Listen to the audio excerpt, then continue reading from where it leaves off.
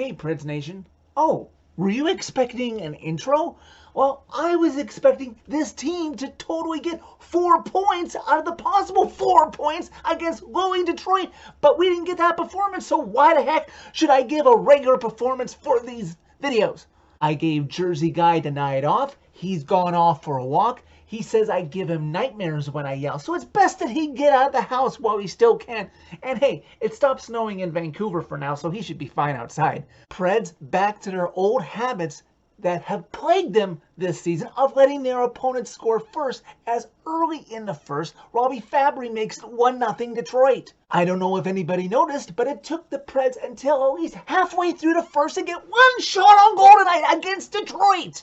The Red Wings keep coming as just over 12 minutes into the first, Adam Ernie makes it 2-0 on a backhander that Pekka probably should have had. Preds soon after that have a 3-on-1 on Detroit, a perfect chance to cut the lead by 1, but neither Forsberg nor Yorsi following up can bury it past Bernier. And this pathetic team right now, yes they are, I still love them, but they are pathetic right now, manages only 6 shots on goal in the first. Slow, meandering second period that seems to go on forever until under 3 minutes to go. Glendening for Detroit drags it in, backhand, and another backhander beats Pekka that he should have had, and it's 3-0 Detroit. Well, it was nice having Pekka as number 1 while it lasted. Nice to walk down memory lane. And did you catch how many shots on goal this team had in the second period? And you thought 6 in the first was pathetic. Try 4. This team cannot do math. They don't realize how much of a hole they're in right now. They don't realize that they can't wait this long to finally wake up and start playing when you have to do it from the first second of the first period.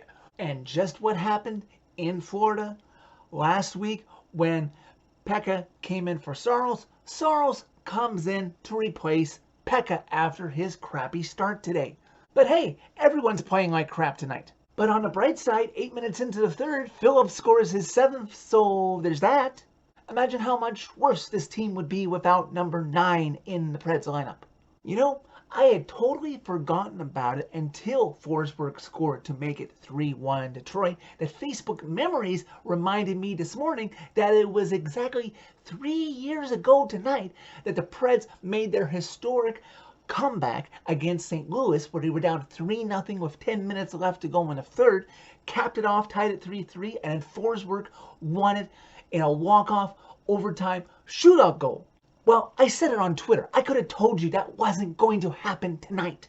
You'll remember that Simpsons episode where Homer made a deal with the devil for his soul if he could just have one more donut, and then when he snuck a bite and finished it, he went to hell, and then there was a battle between Marge and Devil Flanders for his soul, and then when Homer was down in hell, he got tortured with all those donuts, and the torturer mentioned James Coco.